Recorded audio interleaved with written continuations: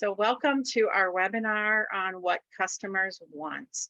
I'm excited to have Dr. Joachima Hiller with us today.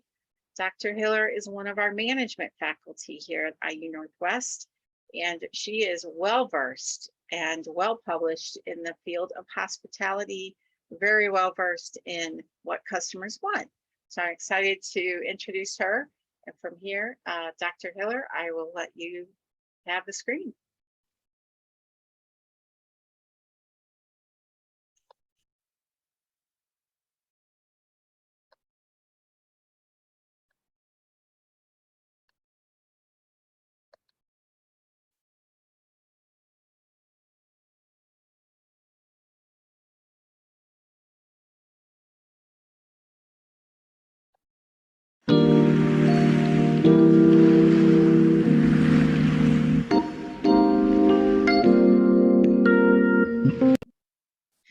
Hi, and good afternoon, everyone. My name is Joachima Hiller. Thank you for that introduction, Jana. Welcome to What Your Customers Want. You know, now that we all are recovering from the pandemic and your customers are returning to your businesses, you probably noticed that they are a little bit different. You probably feel like you're missing the mark in meeting your customers' expectations. I've had some of my business colleagues say that it's like, they don't know their clients anymore. They've asked, who are they and what do they want? Well, trust me, you are not alone. Something has changed. And so we'll take a look at what has changed and what your customers really do want from you today. Before we take a look at our agenda, I thought I would share a little bit of information about my background. For those of you from Northwest Indiana, I started at the Radisson Hotel at Star Plaza in Merrillville, Indiana. That's no longer there, really makes me feel old. But I started there when I was about 15 years old. I'm not sharing how old I am now, but let's just say I have spent what feels like a lifetime working in hospitality businesses around the world. And I've held some pretty customer-focused positions, including assistant reservation sales manager, front desk manager, front office manager, acting hotel manager, and general manager. I have a bachelor's in restaurant, hotel, institutional, and tourism management, a master's in business administration, MBA, and a doctorate in hospitality management. Today, teaching at Indiana University Northwest, I teach our entrepreneurship class entitled New Venture Creation, and our final course for our MBA students entitled Integrative Capstone Course, and our diversity and leadership class. My goal really is to prepare as many managers as I possibly can for the business world, including sharing with them what their customers want. So here's our agenda for today. We'll do a very quick chat icebreaker. So if you could, take a few seconds and locate where your chat box is. For most of us, it's either at the bottom of our screen or at the top. After we do our quick chat icebreaker, we will find out why what your customers want has changed.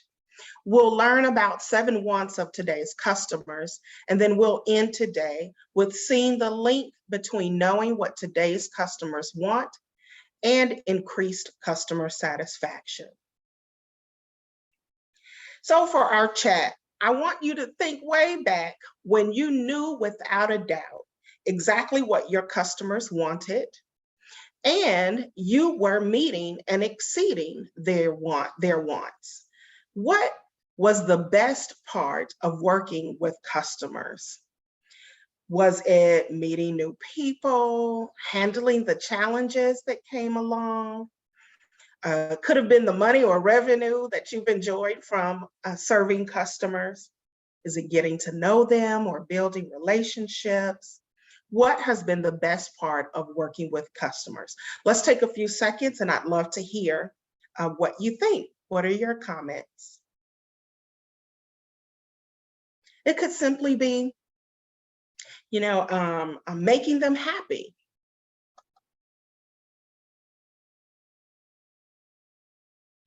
Okay, I see helping people and improving their performance. Awesome. So it Anyone looks else? like chat is disabled, Jokima, so people can put something into the Q&A and I can just relay that to you. Very good. So locate your Q&A. Again, that should either be at the bottom of your screen or at the top.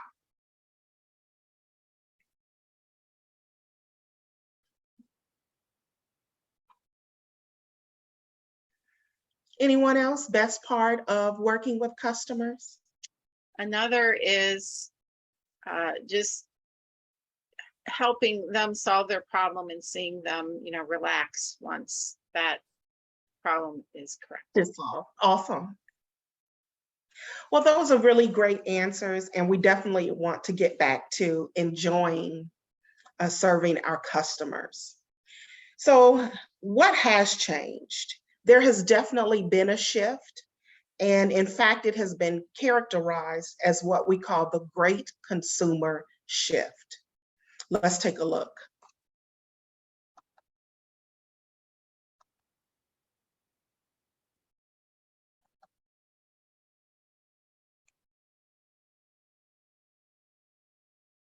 Consumers spent much of 2020 trying to adapt to out-of-the-ordinary circumstances. I know everyone didn't think twice about having to wear masks. After all, it's our nature to fear death as humans. What I like about masks is that at first, it was the typical blue surgical mask.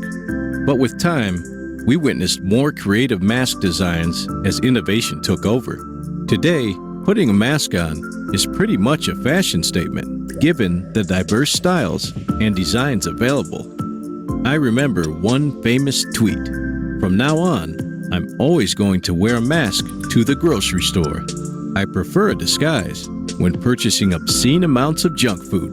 You see, people have adapted and are actually making fun out of the change. The COVID-19 pandemic significantly increased consumers' appetite for buying products that help them make the most of their indoor time, marking a stark difference from past years. And even though the vaccines are here, some of the adjustments consumers had to make to contend with life at home are here to stay. Of course, unless another COVID-19 magnitude event occurs. Thanks to the new norms we now have to come to terms with, 2021 has been nothing short of a year of transition. We're slowly accepting the fact that our next normal is going to be different, which essentially means we're not reverting to how things were in 2019.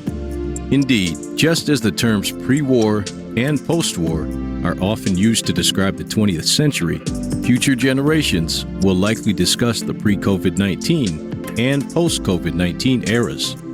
Now, to the million-dollar question, which changes in consumer habits will define 2021 and beyond? In this video, I tell you about 6 trends in the consumer segment that will surely shape the next normal. What's more, I explain what they mean for the future. Stay tuned. Hello, and welcome to another episode. Here we are passionate about feeding your mind with insights that change your life, talk about creating sustainable wealth, and other essential financial matters that you did not learn in school. If you are into this type of content and want financial freedom, please subscribe to the channel, like, and share.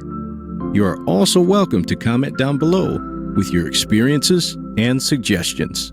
And don't forget to turn on notifications so you can know each time I upload a new video. Noticed the great consumer shift yet? I'll give you a moment to just think of how things were in 2019 and how they are now. Yes, things have indeed changed that much. Let me take you through 6 changes in the consumer segment that are definitely here to stay and their implications going forward. 1. Online shopping. Social distancing lockdowns, and curfews served to ensure one thing: you do not get to go outside. For this reason, just like many other consumers across the world, you had to contend with shopping online, whether for essentials or non-essentials. Now, as things start cooling off, thanks to mass vaccinations across the country, it's easy to think that online shopping is poised for a nosedive. But the actual truth is that consumer intent to shop online continues to increase, especially in essentials and home entertainment categories. What's even more interesting is that people say they are keen on continuing to shop online way beyond the pandemic. In fact, some product categories are forecasted to witness significant growth in online shoppers going forward. A recent McKinsey report revealed the categories where expected growth in online shoppers exceeds 35%. These are mainly essentials. For example, groceries, over-the-counter medicine, household supplies, and personal care products. The report further revealed that millennials and high-income earners are in the lead when it comes to shopping online. 2. Brand loyalty is in danger. Have you tried out a new product brand during the COVID-19 pandemic? Would you recommend someone to consider a different brand? It's evident that the virus has put customer loyalties to the test. As much as 75% of American consumers have tried a new shopping behavior, thanks to tighter finances, business closures, and shifting priorities. And as people spend more time online trying to discover products, there's arguably never been a better time for competitor brands to make their mark by investing in the most effective channels and leveraging real-time consumer insights like Google Trends and the rising retail categories tool. These brands can look to establish new, long-standing loyalties. In the U.S., 36% of consumers have tried a new product brand. Of these consumers, a whopping 73% say that they're willing to continue to include the new brands in their lifestyle. Again, Gen Z and high earners are most prone to switching brands. 3. Home productivity.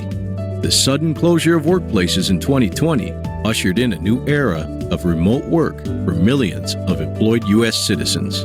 It may portend a remarkable shift in how a large segment of the workforce operates in the future. After all, some companies are already planning to shift to flexible workspaces after positive experiences with remote work during the pandemic. That said, the proliferation of remote work triggered the need for consumers to develop productive workspaces in their homes. Consequently, the sales of productivity-related items, such as rats— oh, sorry, I meant to say mouse. I am not alone. Most people can't tell the difference between the two rodents. Anyway, let's get back to the business of the day. The sales of productivity-related items, such as mouse, keyboards, and monitors, increased significantly in the 6 months ending November 2020 compared to the same period in 2019. What does this mean for companies? Proactive players in the productivity niche need to explore new opportunities to upgrade consumers' home workspaces to make the work-from-home experience even more flawless and effective. 4. A decline in discretionary spending in favor of essentials. The COVID-19 crisis has brought on tougher economic times. In effect, people have had to change how much they spend and what they spend it on. In general, most households have cut back on expenses significantly and are now spending their bucks more consciously. For the most part, consumers have drastically cut on non-essential spending. The demand for clothes, skincare and makeup, footwear, furniture, and other non-essentials has seen a steep decline in recent months. On the flip side, spending on essential items has grown. As people now spend more time at home, they are consuming more groceries and more personal care products.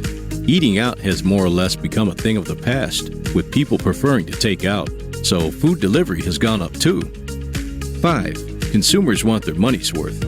As the pandemic continues to ravage the economy globally, most people are feeling the heat.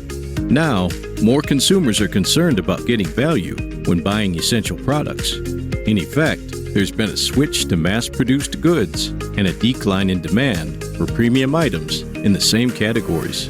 A good example of the shift is in personal care products. Leading online e-commerce platform Amazon has recorded a sharp rise in demand for mass-produced shampoo compared to premium shampoo. Essentially, customers are now more concerned about stretching the dollar as opposed to buying premium, so they are now more likely to buy products they view as bargains. 6. A growth in the homebody economy. The homebody economy, which is a term that was coined back in 2018 to describe the booming market that millennials had created, has seen quite a boost since the pandemic started. That's because staying in quarantine has essentially changed what people do with their time. Now, more people are spending their time doing home activities, and these activities have increased spending on homebound matters. For instance, we've seen many homeowners venture into home improvement projects. That has, in effect, increased spending on home improvement products. The same goes for fitness. With gyms closed for most of 2020, people turned to at-home fitness. So home equipment purchases shot up, and so did the demand for online fitness content. Online entertainment platforms have been left behind. News outlets and media in general have also enjoyed a spike in users. What does it mean for the future? As governments and the medical sector do their best to abate the pandemic that has affected the world for nearly 2 years now, the worst does seem to be behind us. Businesses are definitely reopening and economies are slowly picking up. But there's still a need to keep following safety measures to control the spread of the virus. So people are reluctant to go back to their normal lives. The thought of sharing environments as we did before is still scary. Even as we look on to brighter days ahead, people's mindsets seem to have changed, and most of the social and economic effects we see now could be long-term. So while the economy will recover, the world after the pandemic will mostly look different from what it was before. Most of the digital economy trends we see now are here to stay. The shift to remote work, e-learning, online shopping, home delivery, and even telemedicine will stick, and key players seem to have accepted and adjusted to most of these changes. For example, universities have been forced to introduce online learning as an option, even as in-person learning resumes. All the same, some shifts like declined spending on non-essential goods are only temporary. Once worries about tougher economic times subside, people will go back to spending on non-discretionary items. Already, there's been a slight spike in online spending on clothes and shoes among younger generations and high-income brackets. We can all agree that the COVID-19 crisis has thrown our lives into disarray, but humans are highly adaptive creatures. So staying at home to protect ourselves from the virus has only shifted our focus online. This shift has in effect created a new world. Now that the pandemic is slowly subsiding, going back to how we were doesn't seem like an option. That brings us to the end of today's video. If you enjoyed it. Okay, so the video says it's a new world. So let's take a look at some of these changes along with Hit that thumbs up. Along with a couple more. So what customers want, what has changed over the last few years? Consumer shopping intent is focused more on essentials. And this is according to McKinsey and Company. In fact, they say around 40% of US consumers have reduced spending in general, and they expect to continue to cut back on non-essentials specifically. And so what they want is their needs met first. Customers today are much more focused on groceries and food, gas, baby formula, prescriptions, and they want to make sure that they are getting the most for their money. Just this week, I had an appointment in Crown Point, Indiana, and I got onto I-65 to head north. And something caught my attention, and it was the parking lot of Costco. It was jam-packed. Didn't appear to be one spot available. Costco is definitely a business that is poised for meeting the essential needs of our customers and making sure that they are getting the most for their money. According to the Magazine for Customer Service Managers and Professionals, the customer of today can easily access information, compare prices, and formulate product or service questions in the comfort of their home or office. What this means is that today's customer is more knowledgeable about your products and services and about how you do business, unlike ever before. This puts them in a position to negotiate pricing with you, upgrades, freebies, sometimes to argue about how things should be, and to ensure they should be to ensure that they aren't getting cheated, which for most of the part is just a matter of perception. I was taught early on that one of the quickest ways to lose a potential customer is not make information about my product or services available.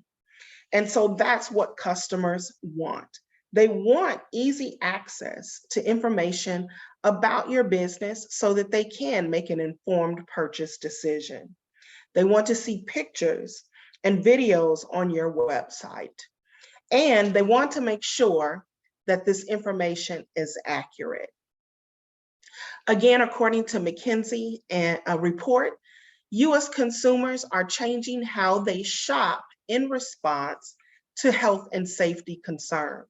Specifically, customers are now looking at our employees still wearing their masks. Now, the customers don't want to wear their masks, but there is an expectation that employees continue to wear masks.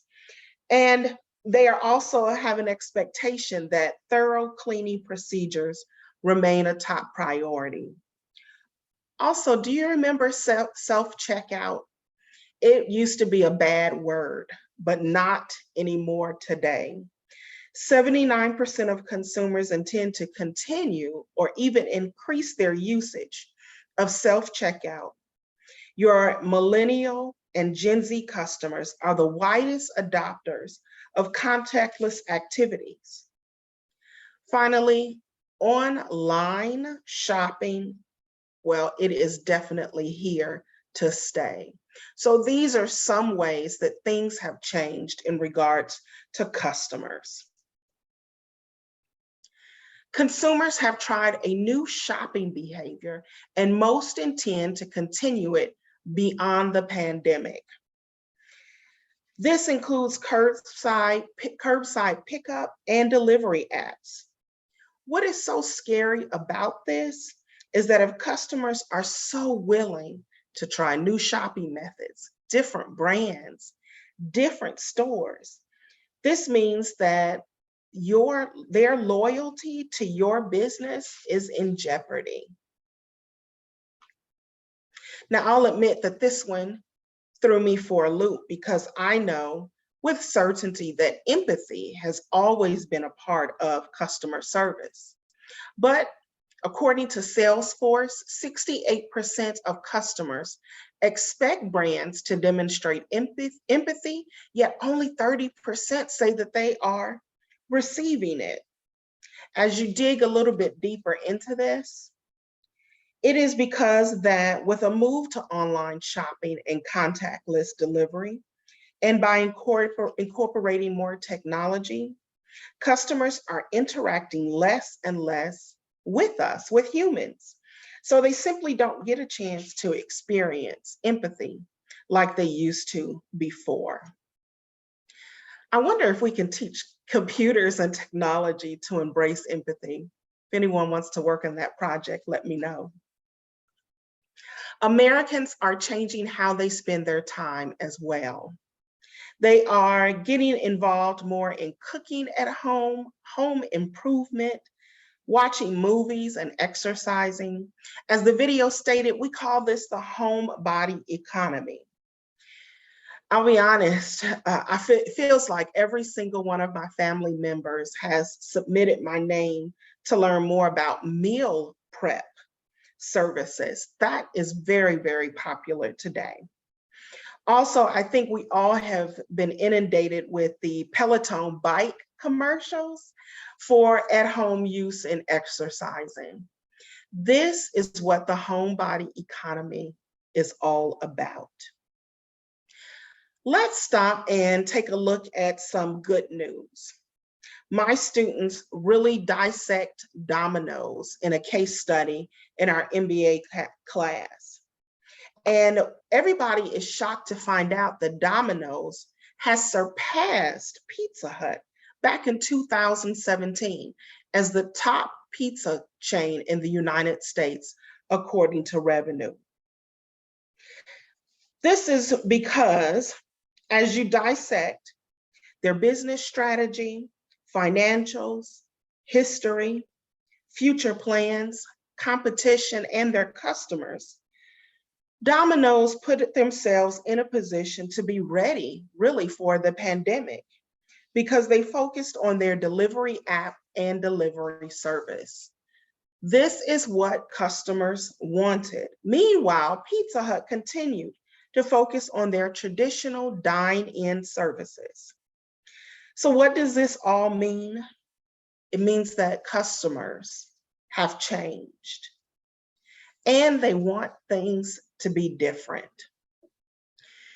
All right, so let's stop and take a look at some bad news. Macy's is one of the companies that did not heed to the changes in what was happening with customers over the years. And so unfortunately, they have had to close some stores. What you'll find is that before the pandemic, people were really embracing online shopping, which is why Amazon has been so very popular. But Macy's continued to focus on their individual brick and mortar stores. Let's take a look. The way we shop is changing, and that is costing thousands of people their jobs. Consider this. Last year, more than 9,300 brick and mortar stores closed in this country. That's up 59% from 2018. And this week, we're learning of more closings and more layoffs here in the metro, including the Macy's in Prairie Village. KCTV5's Kelly Taylor reports it is a trend that will likely continue. The days of filling up your shopping bags here at Macy's in Prairie Village will soon come to an end. The increase in retail store closings has happened over the years, and experts say that will continue, and it's because of the rise in online shopping. Tony Tocco, professor of marketing at Rockhurst University, believes the major reason retail stores are suffering is because of online sales. All these stores that they're closing were one time very successful. They were generating the revenue and the profit they needed to stay open. But now with this competition of online, the stores themselves are not successful. At least a handful of companies announced layoffs and store closures this week. Macy's will close 11 stores. Pier 1 will close up to 450. Russell Stover's parent company is slashing 300 jobs, and Hallmark will eliminate nearly 400 positions. This is a retail trend we're seeing more frequently. It's going to get worse. It's not going to get better. It's going to get worse. Macy's at the shops of Prairie Village is set to close in coming weeks, and customers aren't ready to let go. My wife is a big shopper, but even she's gone to Amazon and all that, you know. So I don't think I will ever, but that's me. While online marketplaces like Amazon are crushing the competition, Tocco believes department stores need to rethink their online strategy in order to stay in the game. Macy's is going to be Macy's, whatever it is. How they'll end up, they're just going to have to do a better job of competing online. They are going to have to do a better job of competing online. And we're working to find out how many jobs will be affected by this Macy's closing. They will have a clearance sale that begins sometime this month, and it'll run for the next 8 to 12 weeks until they close. In Prairie Village, Kelly Taylor, KCTV5 News. The way we shop is changing, and that is costing thousands of people their jobs. So things have changed. Now let's talk about what customers want based on these changes. Your customers want transparency, convenience, Number 3, personalization. Efficiency. Value. Number 6, consistency. And number 7, problem-solving staff. So let's take a look at each of these. According to Salesforce, what your customers want is transparency. In fact, 86% want more transparency. If you think about it, because customers today have more access to information about your business and your products, they want you to be upfront on pricing, hiring practices, cleaning standards, your business strategies, and your policies and procedures, such as refunds and returns. Let's take a look at an example. I found that there is a glaring problem with transparency with Burlington Coat Factory. I hope everyone is familiar with Burlington Coat Factory. I found a complaint board that's focused on their return policy. And this dates back to 2006. Chris says, I am very unhappy with the way your store policy of returns are. The issue is when you return something to Burlington Coat Factory, you do not receive your money back. Simply, you get a store credit that you can come back to their store and then use the money that you have already spent. So the company, Burlington, responded and said that, hey, our return policy is posted in the store on a large sign, on smaller ones by the registers, and they go on to say that it's also on the back of your receipt. Well, this really set Chris off because the conversation continues.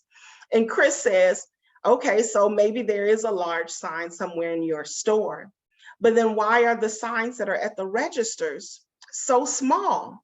And why doesn't the store clerk that's checking me out mention anything? And if it's on my receipt, then that means I've already made a purchase. At that point, it's way too late to tell me about your return policy. We need this information to be upfront, and you need to be transparent about it. So I thought, well, certainly, maybe this is just one customer's issue. But as I began to look, I noticed that they actually have 240 complaints about the return policy, of which only 22 are resolved. I found complaints dating back not just to 2006, but 2007, 2009, 2011, 13, 14, 2017, and 2020. And what the customers are saying is that this policy definitely needs to be transparent. And that's what customers want, transparency. According to the Magazine for Customer Service Managers and Professionals, customers want convenience. Now that they're trying new shopping methods, such as going online, and they're spending their time doing this at home, busy customers of today want the ability to do business with your company at their convenience. Check this out. This is a great example. If you have ever had an opportunity to use one of the delivery apps, such as DoorDash, or I think, Grubhub or Uber Eats, you can make a purchase or order your meal from a restaurant. And then it doesn't stop there. The screen pops up and says, hey, your driver is going to be passing all of these other places. Can they stop and get you something from CVS? So depending on what you ordered for your meal, you might need for them to pick you up some Pepto-Bismol. And so then they say, you know what? We're also passing Cold Stone Creamery or some other stores. Don't you want dessert? How convenient is this? In one delivery app, you can have your food delivered, you can have items from CVS delivered, and you can get dessert on top of that. Now, I'm not saying that I've tried this before, but trust me, it is very convenient. And that is what customers want today. According to Salesforce, customers want personalization. 66% of customers expect companies to understand their unique needs and expectations. Yet 66% say they're generally treated like numbers. Here is a great opportunity to also deliver on empathy. You know, I'll be honest, growing up, it was like I was, wanted to be punished. Every time I would go to one of those trinket stores, I would find the display that shows the keychains that has everybody's name on it. And I would spin it looking for Jokima, knowing that it wouldn't be there.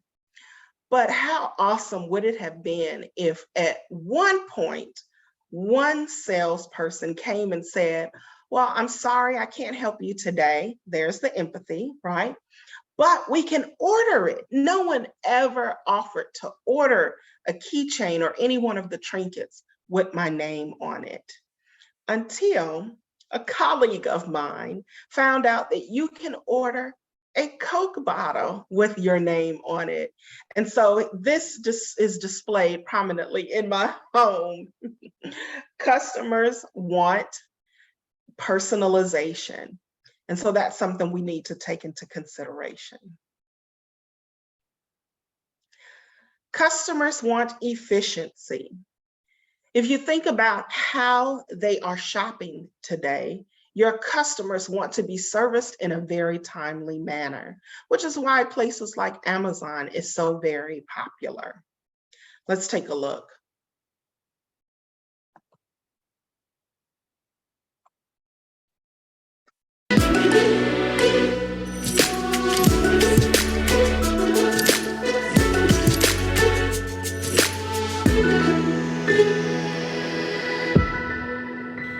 Efficiency is everything when it comes to customer experience. A few weeks ago, I found myself laying on the couch with the worst sore throat I have ever had in my life. It felt like someone had knives in my throat, and I never get sick. It was so awful. The worst part was I was slated to travel to Australia a few days later. And before that trip, I was slated to teach at Columbia University online and do another webinar. So 3 speaking gigs, a sore throat, and not knowing what was wrong with me. I was so upset. So it was a Sunday. I called my healthcare provider. They were closed, but they said, okay, go to this office. A third party will do a strep test on your throat, and we'll tell you in 8 to 10 hours if you have strep or not. And strep is this incredibly contagious, horrible thing that you can't cure without medicine. Turns out I never got that test result from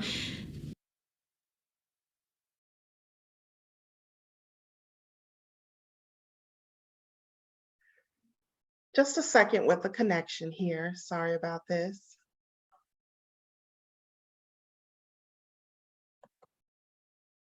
Okay, we'll stop the video. And I think she got her point across, that efficiency really is one of the keys to customer service. Customers definitely want their items presented in a timely manner. Number 5, what your customers want is value. If you think about it, in the first video we watched, they talked about this shift that customers are really focused on essentials, food, groceries, baby formula, gas.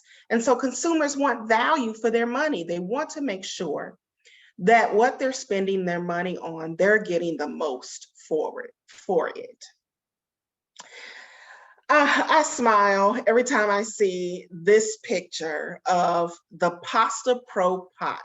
I hope some of you are old enough to remember this. But my oldest nephew, who's in his 20s, when he was little, he used to memorize the commercial or the infomercial for this pot.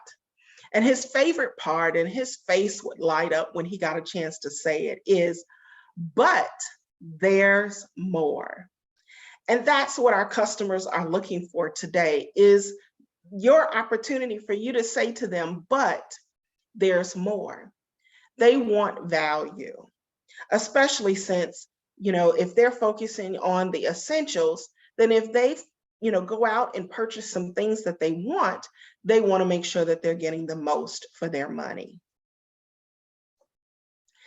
Customers want consistency. Consistency is one of the building blocks in creating both customer retention and customer loyalty. With more access to information today, customers know what they should be getting. They know how it should go. They know what the services look like. They know what the product should do. And so according to the magazine for customer service managers and professionals, consistency is key. I came across this quote and I think it speaks to consistency. It says, making your customers happy in a single transaction simply isn't enough. You need to meet and exceed their needs across the entire customer journey. So what is the customer journey for your business? Online, coming into your business, interacting with customers, social media. Consistency is definitely one of the things that customers want. Finally, what your customers want is problem-solving staff with more access to information. Unfortunately, sometimes our customers know just as much as our employees. And so knowledgeable employees increase customer confidence. We've got to make sure that our employees are able to solve problems versus saying, well, we have to wait for a supervisor or for a manager. I thought this cartoon says something very important. The supervisor says, why? All you ever ask me is why. And the employee says, we want to solve our customers' problems. Knowing why might help us better understand what they need, not just what they want. So we've got to equip our employees with all of the information so that they can handle problems at their level. What your customers want: transparency, convenience, personalization, efficiency, value, consistency, and problem-solving staff. What happens if we deliver on those things? 91% of those polled say they are more likely to make a repeat purchase after a positive experience. 71% say they've made a purchase decision based on experience quality. How do we get that positive experience again for our customers? We need to take into consideration the changes that have made the great consumer shift and provide our customers with what they want. Today we had our quick Q&A icebreaker. Thank you for your responses. We found out why what your customers want has changed. We've learned about 7 wants of today's customers. And we know that there is a link between knowing what customers want today and increased customer satisfaction. I've listed here my contact information. If you want to talk further about customers or hospitality, please feel free to reach out to me. My office number is there, as well as my email address. Are there any questions? And you can use your Q&A.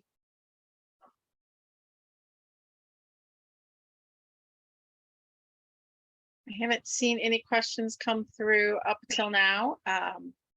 But Joaquima, thank you so much for sharing all of this information with us today. My pleasure. I hope everyone's concerns are validated. Don't look at your customers funny anymore. They've changed. And so we've got to make sure that we know what they want today in order to keep them happy. It is so true. As you were talking, I was thinking about how my expectations have changed when I go into different businesses, and sure, it's true. Yeah, it's a different world. Not going back. I always say I'm not going to order from Amazon, and then it's just so incredibly convenient. Very convenient. I don't know.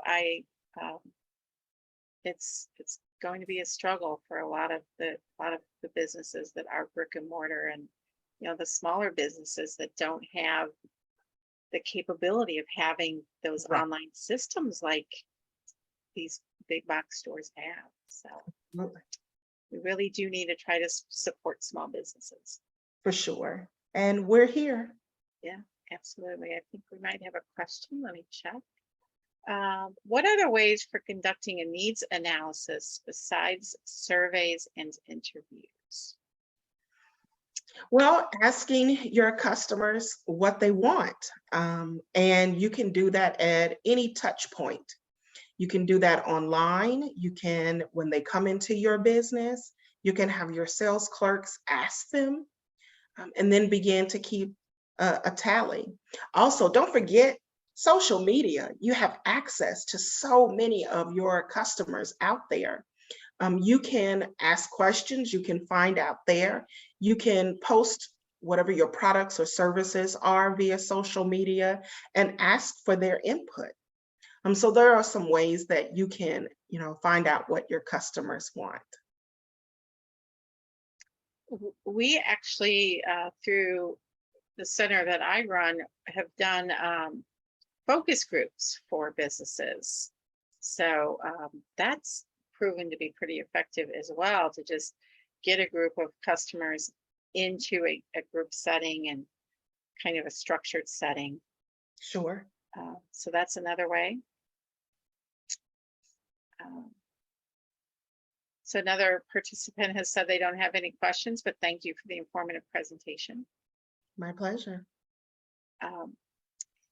So I want to thank everyone for attending. We're glad that you were able to join us. This video will be posted on YouTube probably next week.